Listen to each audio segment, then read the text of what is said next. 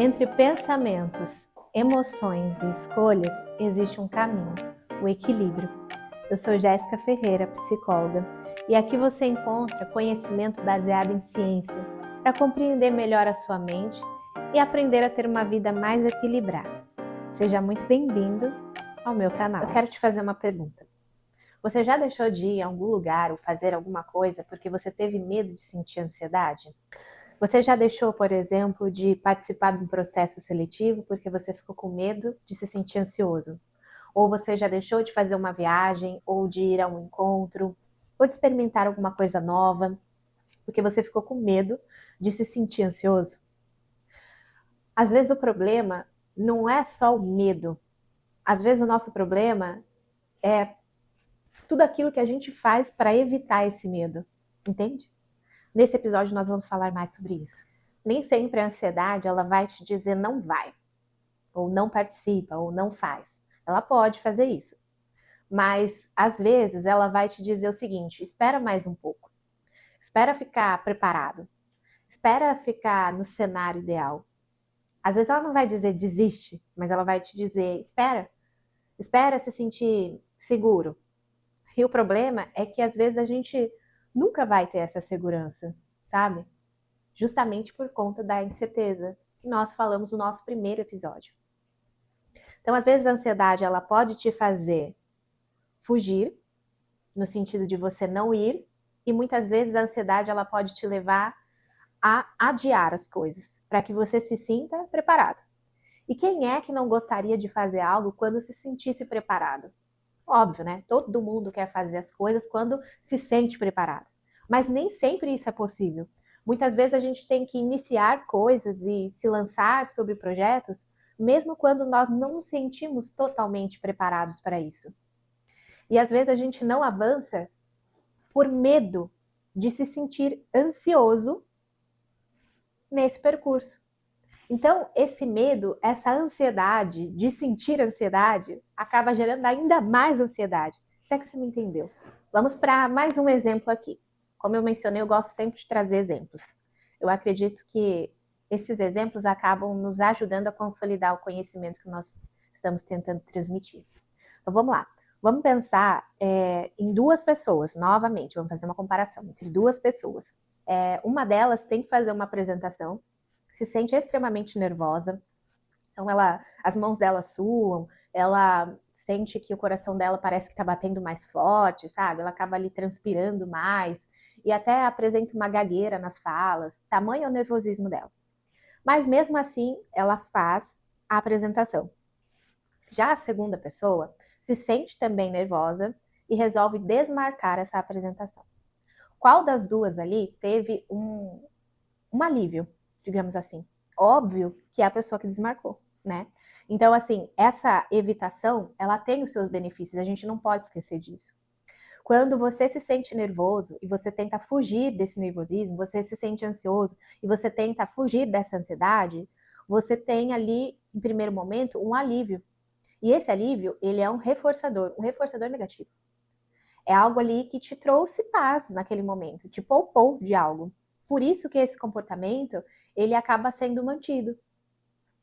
Mas é um paradoxo se nós formos imaginar, porque a primeira pessoa que passou por nervosismo, que teve o coração ali, uma sensação ali no coração de bater mais rápido, uma sensação de batimentos cardíacos mais acelerados, essa pessoa que teve ali sudorese, que ficou nervosa, que gaguejou, enfim, essa pessoa que teve essa experiência ruim, na próxima apresentação, ela vai se sair, com certeza, muito melhor do que essa primeira pessoa que evitou esse desconforto, que desmarcou a sua apresentação. Então, o paradoxo mora aí. Embora a evitação ela te traga um alívio temporário, ela não te prepara para a próxima ação, ela não te prepara para o futuro, ela não te permite aprender com os seus erros e com os seus acertos. Toda vez que nós evitamos uma situação, nós deixamos de aprender. Porque nós nós confirmamos para o nosso cérebro que aquele perigo era realmente real. Quando nós enfrentamos esse medo, ou essa ansiedade, essa incerteza e agimos, o nosso cérebro ele tem a capacidade de aprender algo, de contestar, né? Então, olha, aquilo que eu imaginava que era ruim, não foi tão ruim assim. Mas toda vez que nós evitamos algo, nós temos um alívio temporário, um alívio imediato, e nós deixamos de aprender, nós deixamos de registrar, nós deixamos de confrontar essa hipótese com a realidade. E essa é uma das razões pelas quais a evitação é tão poderosa. Ela impede o cérebro de atualizar as suas previsões. Essa evitação, às vezes, é tão sutil que a gente não percebe que faz ela. Quando eu falo de evitação, talvez você pense assim, bom, uma pessoa que tem medo de andar de avião, ela desmarca a viagem, por exemplo, ela vai de ônibus, né? E seria uma evitação muito óbvia. Mas, às vezes, nós temos evitações na nossa vida que nós nem percebemos. Quando a gente deixa, por exemplo, de dar uma opinião com medo, quando a gente deixa que outros escolham por nós. Então, por exemplo, eu tenho, ao invés de eu falar que eu quero ir no restaurante X, eu permito que outra pessoa escolha no meu lugar, porque eu tenho medo de levar os meus amigos para um restaurante que eles não vão gostar da comida.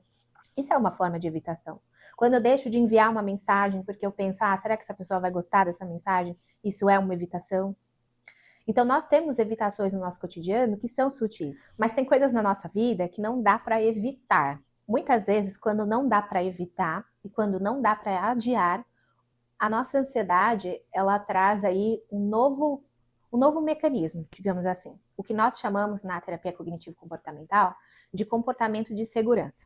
Então, veja bem, você não consegue adiar a sua apresentação, mas a ansiedade vai falar o seguinte, bom, já que você não consegue adiar a apresentação, então você leva ali o roteiro do que você vai falar. Não os slides, mas o roteiro. Bom, já que você não sabe, por exemplo, se você vai se sentir confortável ali naquele restaurante com aqueles amigos, então você já vai para esse encontro com uma desculpa de, bom, quando der determinado horário eu falo que eu vou embora porque tem alguém me esperando. Então vai, mas vai com o celular. Vai, mas vai com a cola, sabe? Vai, mas tenha um plano B. E quando a gente faz isso, o nosso cérebro, ele aprende também outra lição, que é, só deu certo porque você tinha esse apoio. Só deu certo porque você tinha essa muleta. Então, você só fez uma boa apresentação porque você tinha o papel. Você só se saiu bem ali naquele encontro porque, sei lá, você ficou ali o tempo todo com o teu celular, porque caso não desse certo, você ia embora. Só por isso que você não passou mal. Então, esses comportamentos de segurança, né, que não são evitações, eles nos dão também a falsa ideia de que as coisas só ocorreram bem porque nós tivemos esses comportamentos de segurança. E quando a gente tem esses comportamentos de segurança, a gente também deixa de testar as coisas. Nessa semana, eu também tenho um desafio para você, assim como os episódios anteriores. Eu não quero que você tente enfrentar o seu maior medo. Não vamos começar por aí. Eu quero que nessa semana, quando você se sentir ansioso ou ansiosa, você se pergunte: bem, o que é que eu estou tentando evitar? Do que é que eu estou tentando me proteger? A segunda pergunta vai ser: e se eu não sentisse ansiedade, eu faria isso? Bom, se eu não sentisse ansiedade, eu enviaria meu currículo? Se eu não sentisse ansiedade, eu participaria desse processo seletivo?